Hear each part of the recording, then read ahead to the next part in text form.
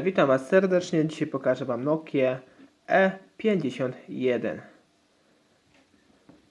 Jest to Nokia Symbian i tak telefon mniej więcej się prezentuje. Teraz zobaczymy sobie pod klapką baterii. Sprawdzimy oryginalną baterię w tym telefonie. Jest to bateria BP5M. Jest to oczywiście bateria oryginalna, jaka została zaprojektowana i wrzucona właśnie do tego telefonu przez producenta Nokia.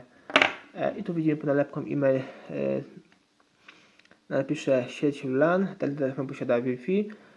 Został wyprodukowany w Finlandii, ale marka Nokia produkowała również telefony na Węgrzech, w Rumunii, w Niemczech i oczywiście w Chinach. Tu jest model E51.1 dokładnie i typ, wersja softu RM244.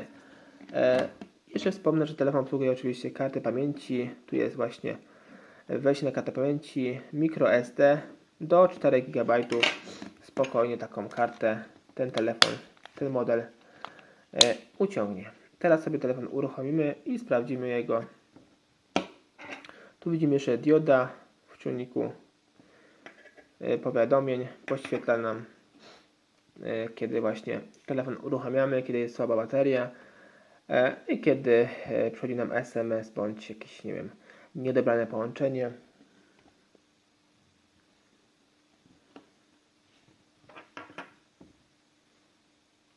I czekamy, aż telefon nam się uruchomi.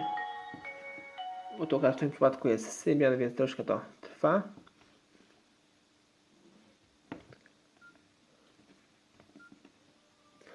I widzimy, jest menu bardzo podobne do innych telefonów Nokii z systemem właśnie Symbian. Będziemy sobie włącza.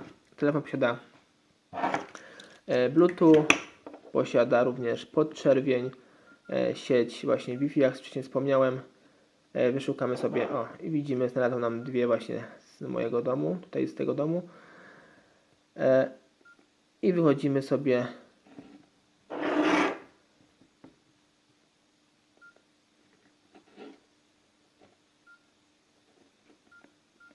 i szukamy innych tutaj opcji. Tu w ustawieniach widzimy podstawowe oczywiście funkcje tego telefonu. Tu jest personalizacja, data i godzina, akcesoria, ustawienia, pozycjonowanie, ustawienia fabryczne. Telefon, sieć. Oczywiście możemy tutaj ustawić sobie na 3G, podwójny 3G i zwykłe GSM i GSM. GSM oczywiście jest też Edge, więc tu jest dwuzakresowy właśnie zasięg.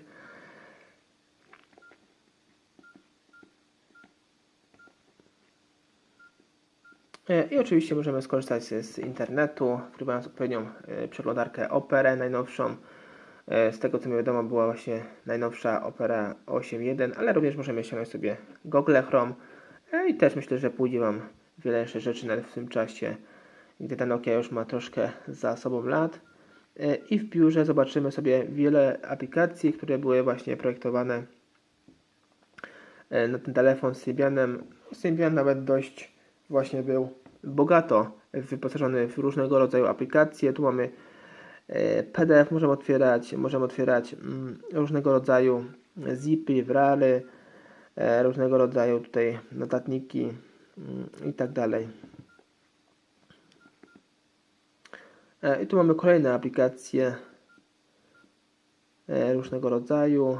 Oczywiście ta Nokia obsługuje mapy. Możemy wybrać tutaj mapy, dzięki którym możemy po prostu dojechać do odpowiedniego miejsca. Te mapy to są już dość przestarzałe, dlatego jeśli po 2010 czy 2012 roku drogi już zostały tam zmienione, czy nowe powstały, to te drogi oczywiście już nie obsługuje.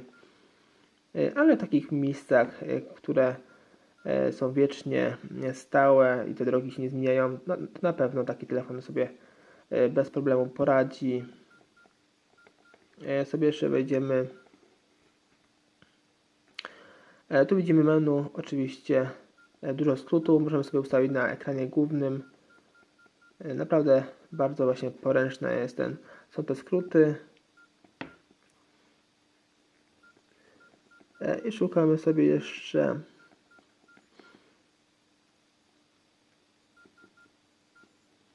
mapę widzieliśmy, są. I pamięć jeszcze, ale brak karty pamięci.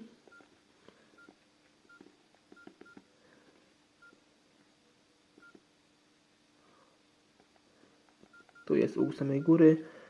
Menadżer plików. Tu są nasze wszystkie pliki.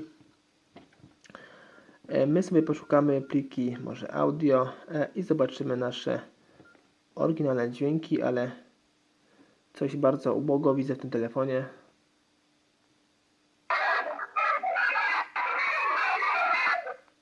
Chyba nawet ktoś jeszcze nagrywał te dźwięki.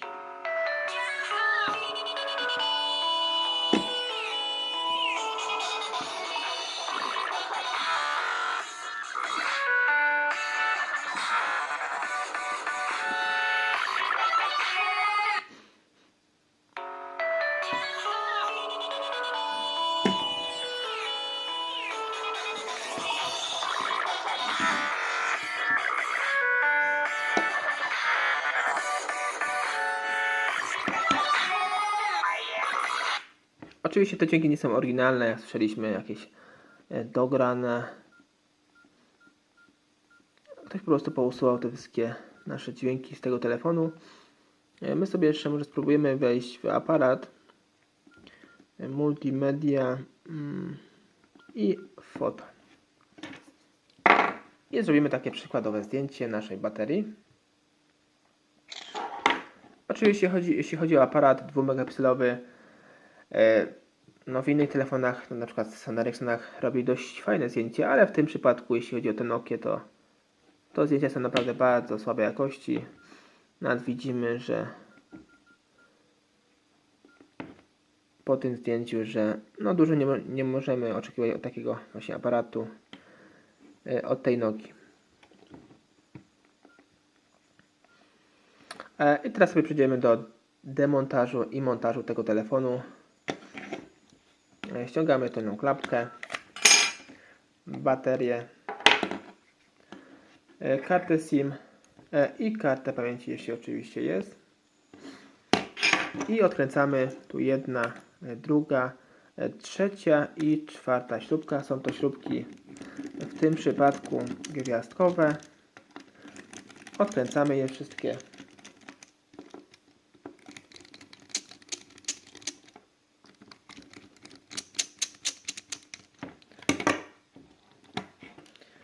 I odkładamy je wszystkie na bok.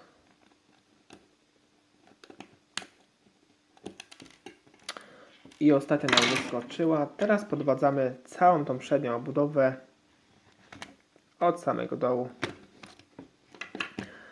I widzimy, że jest to naprawdę bardzo proste, jeśli chodzi o tą Nokię. Mimo że jest biznesowa, nie jest jakaś tam wyposażona w jakieś niespodziewane zaczepy, elementy. Tu widzimy, że Nokia jest bardzo tutaj ukurzona.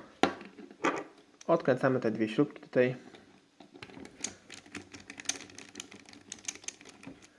Jedną i drugą. I wyciągamy je. I podwadzamy tutaj. Oczywiście w takim miejscu, by nic w tej Nokii nie uszkodzić. I wyciągamy wszystko z korpusu. Tutaj na korpusie widzimy główny głośnik, dość spory. I tutaj zasięg w tym miejscu. Nam tutaj jakieś takie meszki powychodziły z tego korpusiku. I tu widzimy, ta Nokia jest no strasznie, widzę, zaniedbana, zakurzona.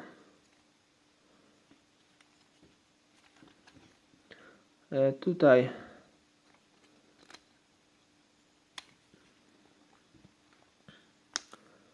mamy właśnie tą płytkę klawiaturki.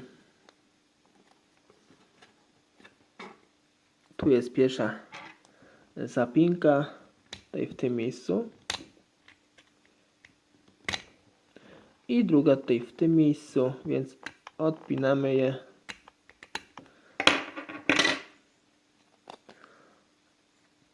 Coś mi się nie udało.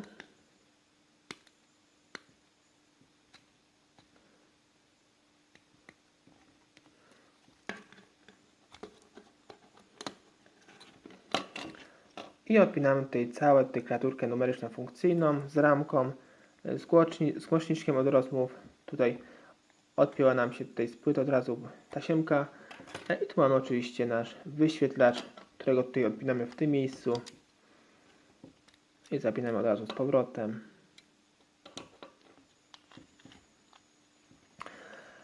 I tak to mniej więcej, moi drodzy, wygląda ta płyta główna. Płyta główna jest bardzo podobna do Nokii E52.